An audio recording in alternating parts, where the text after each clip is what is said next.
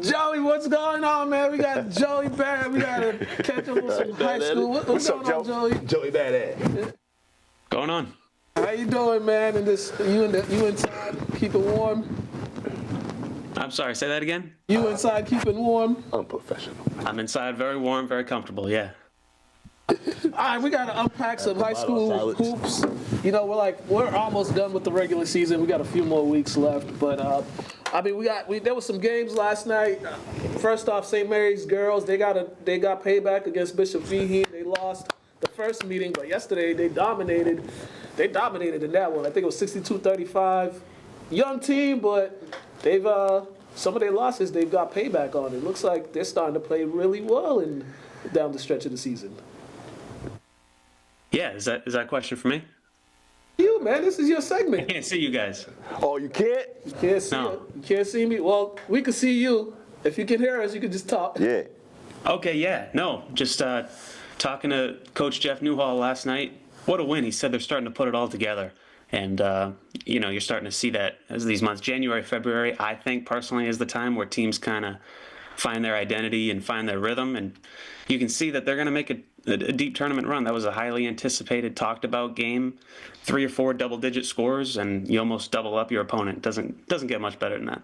Yeah, how Cece, how have you seen her develop throughout this season? It seems like she's the go-to person, her and Charlie Green. They're like Charlie. The players for St. Mary's. How you seen them? They're taking on those leadership role and the offensive, the offensive responsibilities.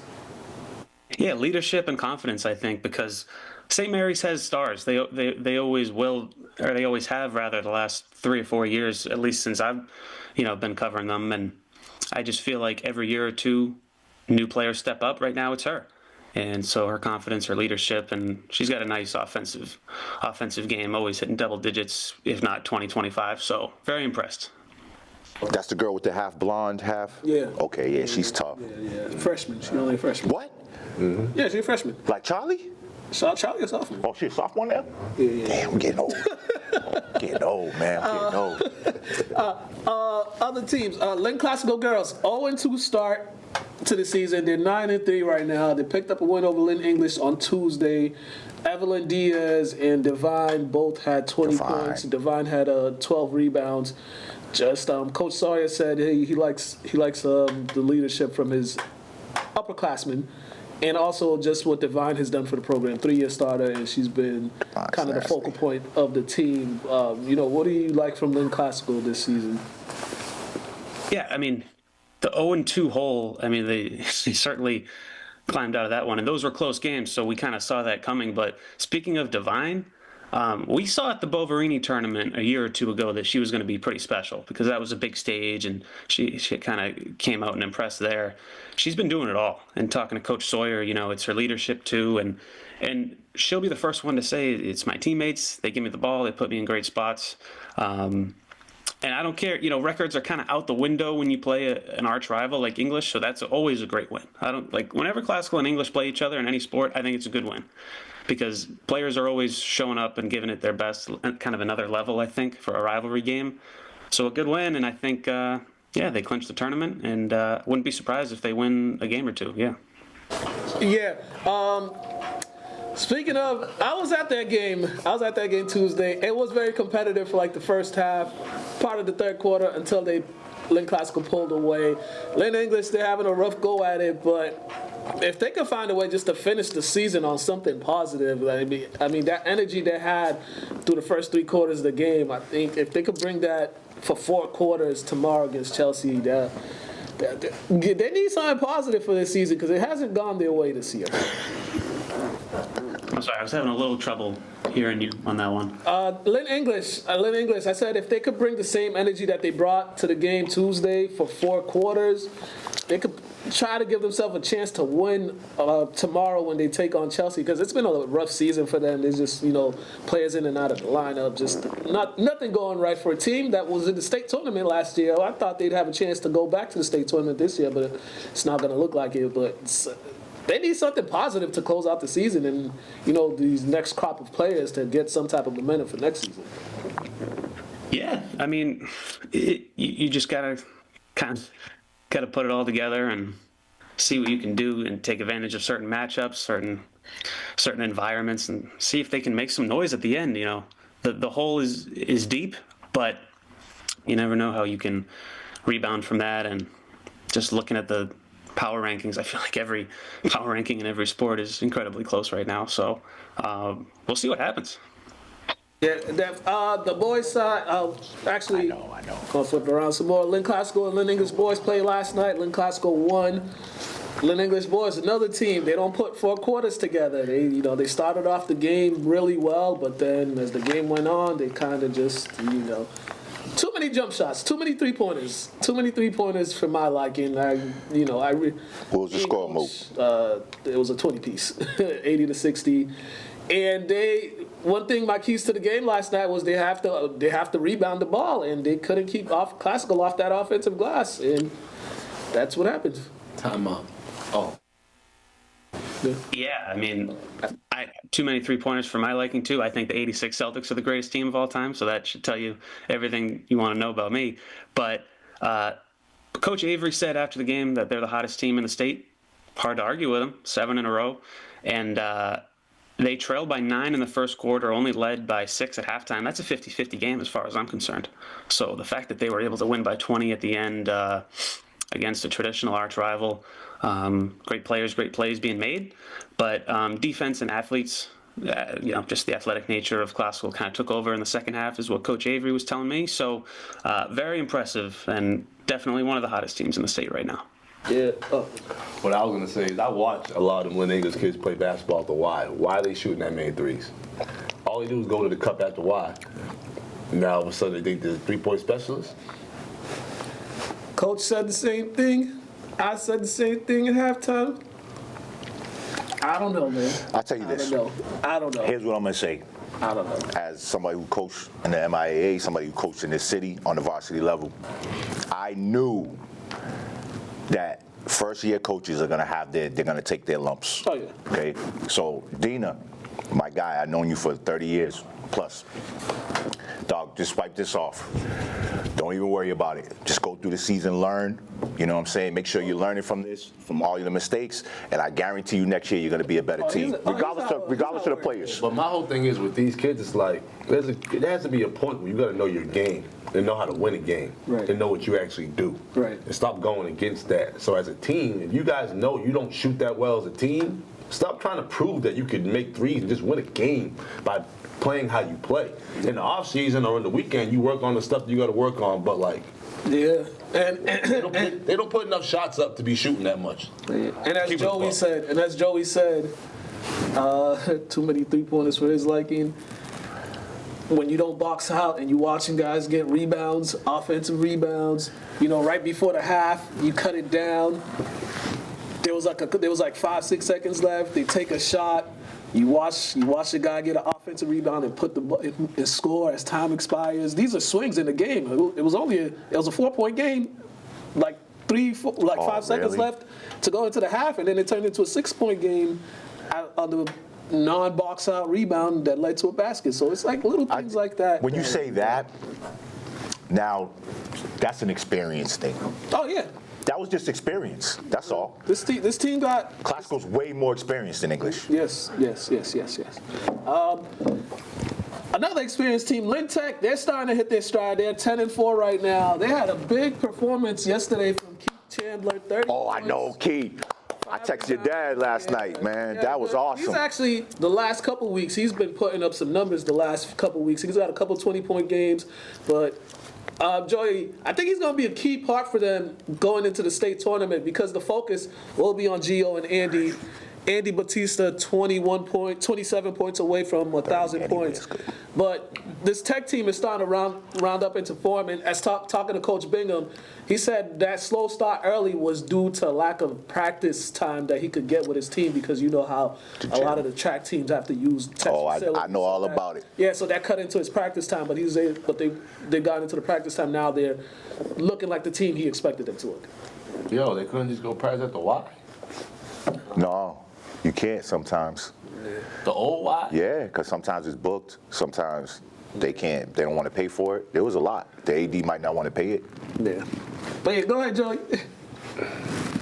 Yeah, I think Tech, whenever we talk to Coach Bigham, he always talks about, passion, playing Lynn Tech basketball, diving on the floor, all that. And I think that was always there. And he said another good point is that some of the non-seniors on the team were starting to buy in and understand, for a lot of players, this is their last ride to win a state title, which is what they want. They've been close, a round or two away.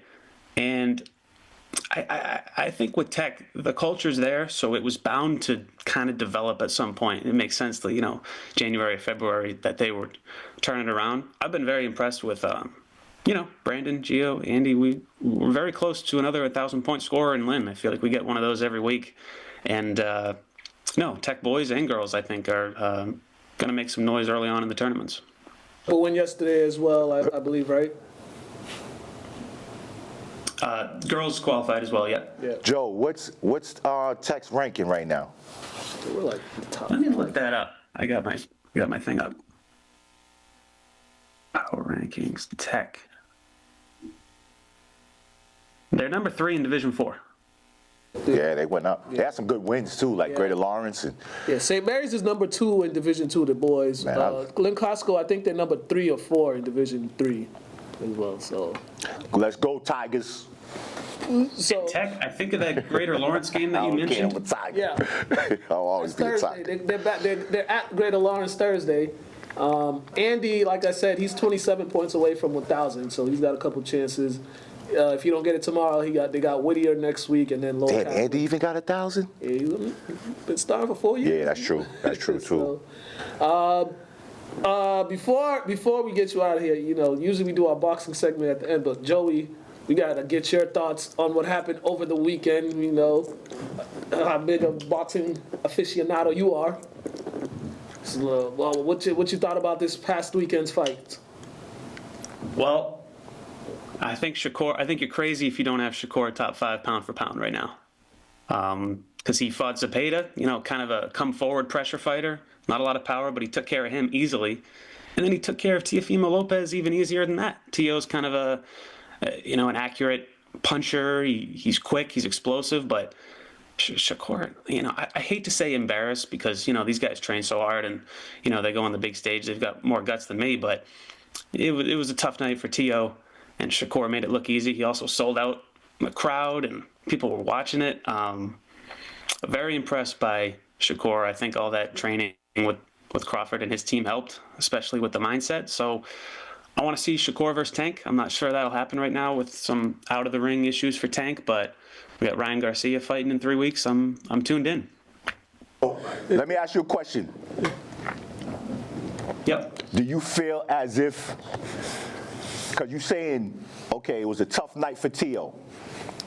I think Shakur made it a tough night for Tio. I don't think it was just Tio came out there, he just wasn't there. I think it was the little things that Shakur was doing that made it look too easy. Like, just his footwork, his jab, his angles. Everybody talks about Shakur running. He's not a runner if you understand the game. He stands in the pocket, he just don't let you hit him.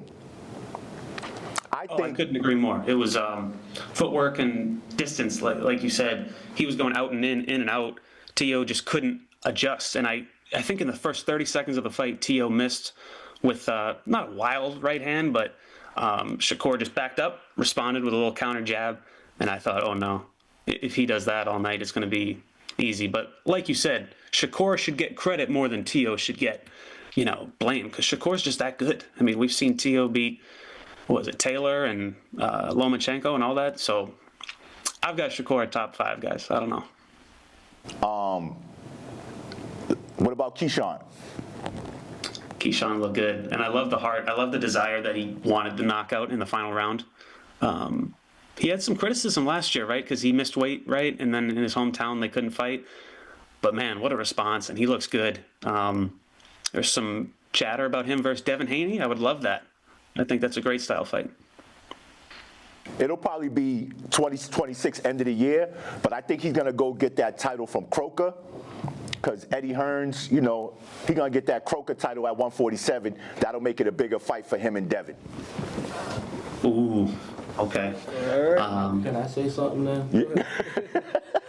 You know, I mean, I didn't even watch it. Why? Why? Because Tiafimo had no chance. Oh, he definitely didn't. And it just showed that. I wasn't wasting my time on that. I know he was going to get whooped.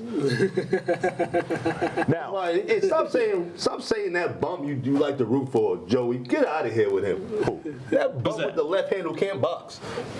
Shakur? Oh, Ryan? Ryan Oh, Garcia. He can't even box. Get him out of here. No, He can't box, bro. Now, Ryan got star power, though. Ryan can't box, He though. got something special about him. I don't know what it is. He like Tank.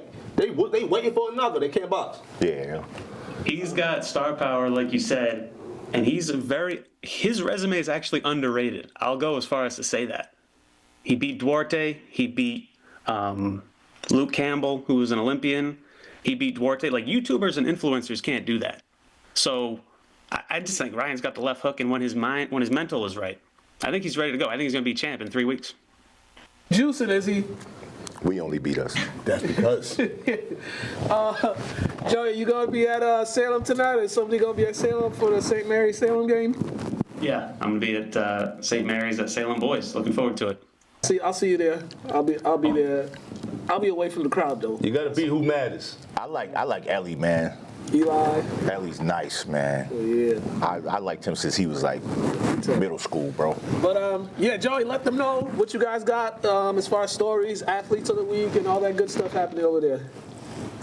Yeah, I mean, it's we've actually got a Super Bowl preview coming in Saturday's paper where we're going to talk to some local high school football coaches, get their analysis and their game predictions, game day plans, stuff like that, which I think could be fun.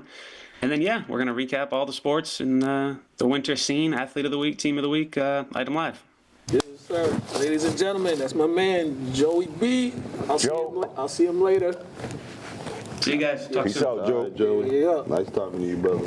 You too. Stop rooting for Ryan.